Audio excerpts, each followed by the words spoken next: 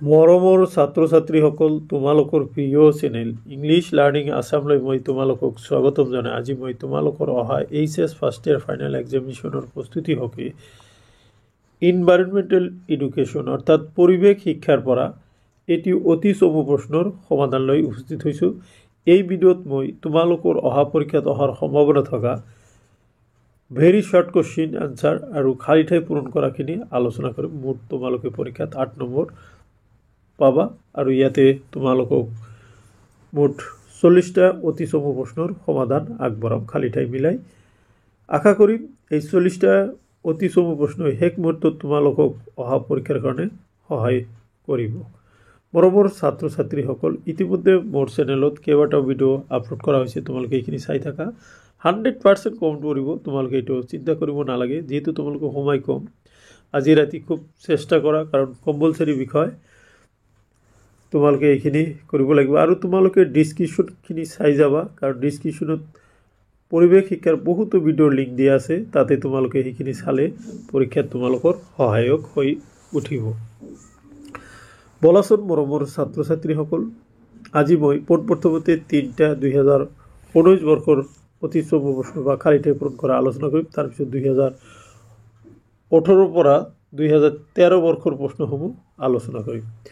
পোনপ্ৰথমতে দেখা খালী ঠাই পূৰণ কৰা 2019 চনৰ বৰ্ষ লৈছোঁ। The decade of action for road safety ডেছৰ পৰা শুভাৰম্ভ কৰে 2011 চনৰ 11 মে'ৰ পৰা। ইউৰেনিয়াম এবিধ ডেছ শক্তিৰ উৎস, নৱীকৰণ অযোগ্য বা অনৱীকৰণযোগ্য শক্তিৰ উৎস। ভেকুলী পৰিস্থিতিতন্ত্ৰৰ ডেছ স্তৰৰ উপভোক্তা, গৌণ স্তৰৰ। এতিয়া মই তোমালোকৰ আগত 2018 বৰ্ষৰ প্ৰশ্নসমূহ আলোচনা কৰিম। বায়ুমণ্ডলত অতি নগণ্য পৰিমাণত থকা গেছ এবিধৰ নাম লিখা। এইটো হ'ব আৰ্গন AR। ষ্ট্ৰেটোস্ফিয়াৰৰ গুৰুত্বপূৰ্ণ ৰাসায়নিক উপাদানবিধৰ নাম লিখা। উত্তৰ অক্সিজেন আৰু ক্লৰিন। চৰণীয়া খাদ্য শৃংখল কাক বোলে? যি খাদ্য শৃংখলত শক্তিৰ প্ৰধান উৎস হিচাপে সেউজীয়া উদ্ভিদৰ দ্বাৰা আৰম্ভ হয়, সেই খাদ্য শৃংখলক চৰণীয়া খাদ্য শৃংখল বোলে। ক্ষতিকাৰক দ্ৰব্য প্ৰদূষক এবিধৰ উদাহৰণ দিয়া। উত্তৰ প্লাষ্টিক হ'ব। গোলকীয় উষ্ণতা কি? ইতিমধ্যে মই তোমালোকৰ আগত আলোচনা কৰিছোঁ, তথাপি আৰু এবাৰ তোমালোকক কৈ দিওঁ। সেউজ গৃহ গেছসমূহে এখন আৱৰণিৰ সৃষ্টি কৰি উষ্ণতা বৃদ্ধি কৰা পৰিঘটনাটোক গোলকীয় উষ্ণতা বোলে। তাৰপিছত ASDRFৰ সম্পূৰ্ণ ৰূপটো লিখা। ASDRFৰ সম্পূৰ্ণ ৰূপটো হ'ল Assam state disaster management force. যিকোনো দুটা সূচনাত্মক পথচিহ্নৰ নাম উল্লেখ কৰা। এতিয়া দিশ চিহ্ন আৰু গন্তব্য স্থান চিহ্ন। দো দিশে গতি কৰিব পৰা পথত থকা খণ্ডিত বগা ৰেখাই কি সূচায়? দো দিশে গতি কৰিব পৰা পথত থকা খণ্ডিত বগা ৰেখাই এইটো নিৰ্দেশ কৰে যে আপুনি পৰিৱৰ্তন কৰিব পাৰিব আৰু ই যান বাহন অভাৰটেক বা ইউ টাৰ্ণ দিয়াৰ অনুমতি দিয়া হয়। নেক্সট 2017 চনৰ প্ৰশ্নলৈ আহা। তলত দিয়াসমূহৰ 10টা দিছে। ইয়াতে বায়ুমণ্ডলৰ দুটা গৌণ উপাদানৰ নাম লিখা। আৰ্গন, কাৰ্বন ডাই অক্সাইড। পৰিস্থিতিতন্ত্ৰ খাদ্য শৃংখল কাক বোলে? এইটো মই কেইবাবাৰো আলোচনা কৰিছোঁ, তোমালোকে চাই লোৱা। অ'কে। বায়ুমণ্ডলৰ দুটা প্ৰাকৃতিক উৎসৰ নাম। এইটো বনজুই, ধূলি, ফুলৰ ৰেণু, আগ্নেয়গিৰিৰ উদগীৰণ। দুটা তেজস্ক্ৰিয় প্ৰদূষণকাৰীৰ নাম লিখা। আলফা কণা আৰু বিটা কণা। টাইফয়েড ৰোগৰ কাৰক বীজাণুটোৰ নাম কি? সালমনেলা টাইফি। মানুহৰ দ্বাৰা সংঘটিত অসমৰ এটা ভয়ানক দুৰ্যোগৰ নাম লিখা। Guwahati serial blast 2008। NDRFৰ সম্পূৰ্ণ ৰূপটো লিখা। National disaster response force. ভাৰতত কেতিয়াৰ পৰা নেশ্যনেল ৰোড ছেফটি পলিচি প্ৰযোজ্য হৈছে? 2010 চনৰ 15 মাৰ্চৰ পৰা। হালধীয়া ট্ৰেফিক সংকেতে কি সূচায়? হালধীয়া ট্ৰেফিক সংকেতে সাজু হ'বলৈ সূচায়। জেব্ৰা ক্ৰচিং কি? ইতিমধ্যে মই কেইবাটাও ভিডিঅ'ত জেব্ৰা ক্ৰচিঙৰ বিষয়ে আলোচনা কৰিছোঁ। দেখা তথাপি তোমালোকে এবাৰ কৈ যাওঁ, ইম্পৰ্টেণ্ট। পথচাৰী পাৰ হ'বলৈ ৰাস্তাত জেব্ৰাৰ পিঠিখনৰ দৰে কলা বগা আখৰ ৰেখাংকন থাকে, ইয়াক জেব্ৰা ক্ৰচিং বোলে। এনে ৰেখা দেখা পালে পথচাৰী পাৰ হোৱাৰ পিছতহে গাড়ীখন আগুৱাব লাগে। তাৰপিছত দেখা 2000। নেক্সট, বায়ুমণ্ডলত থকা কাৰ্বন ডাই অক্সাইডৰ শতকৰা পৰিমাণ 0.03%। এটা নিৰ্দিষ্ট সময়ত একোটা নিৰ্দিষ্ট এলেকাত বসবাস কৰা একোটা প্ৰজাতিৰ লোকৰ গোটক কি বোলে? জনসংখ্যা বোলে। এটা নৱীকৰণ অযোগ্য সম্পদৰ নাম আৰু এবিধ যান বাহনৰ পৰা নিৰ্গত হোৱা বায়ু প্ৰদূষকৰ নামৰ উদাহৰণ দিয়া। নৱীকৰণ অযোগ্য সম্পদ হ'ল কয়লা। যান বাহনৰ পৰা নিৰ্গত হোৱা বায়ু প্ৰদূষকৰ নাম হ'ল কাৰ্বন মনোক্সাইড, হাইড্ৰ'কাৰ্বন আদি। কোন বছৰৰ কোন মাহত ভোপাল গেছ দুৰ্ঘটনা সংঘটিত হৈছিল? ডিচেম্বৰ 1984 চনত। বছৰৰ কোন মাহত পথ সুৰক্ষা সপ্তাহ উদযাপিত কৰা হয়? জানুৱাৰী মাহত।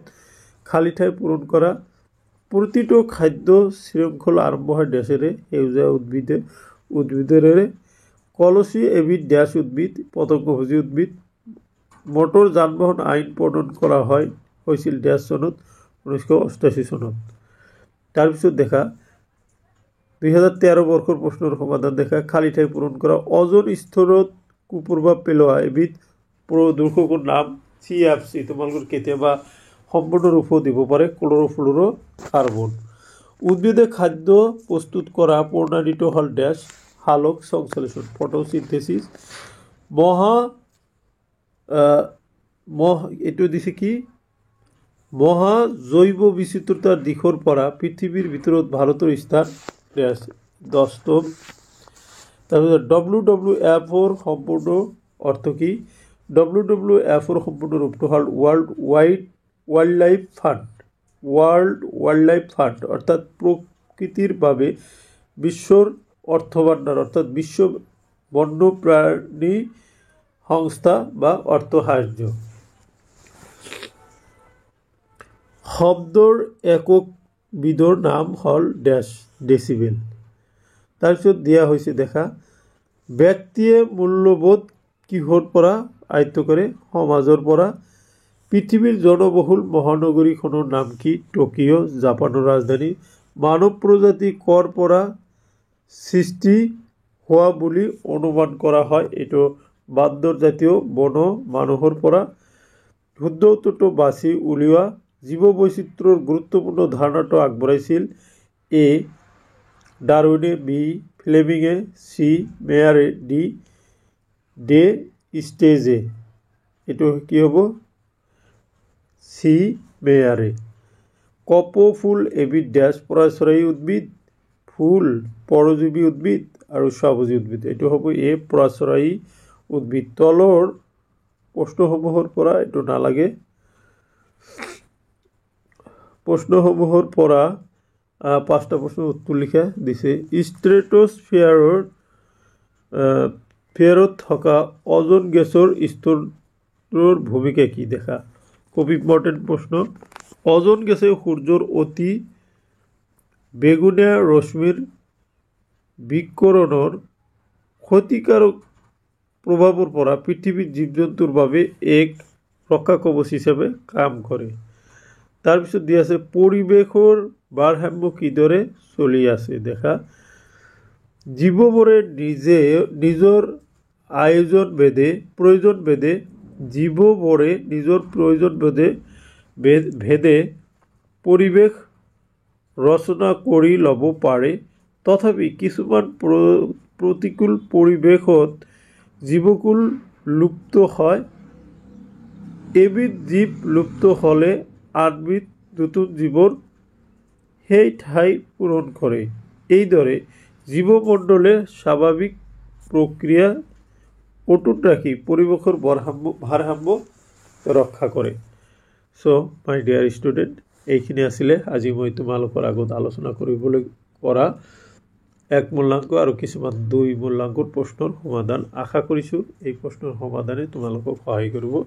মই ৰাতিপুৱা ভাগত তোমালোকৰ আগত আৰু এটি 3 মূল্যাংকৰ প্ৰশ্নৰ সমাধান লৈ উপস্থিত হ'ম। তেতিয়ালৈকে তোমালোকে ঘৰত ভাল থাকা, বেছি বেছিকৈ ভিডিঅ' চাই পৰীক্ষাৰ কাৰণে প্ৰস্তুতি লোৱা। Thank you so' much.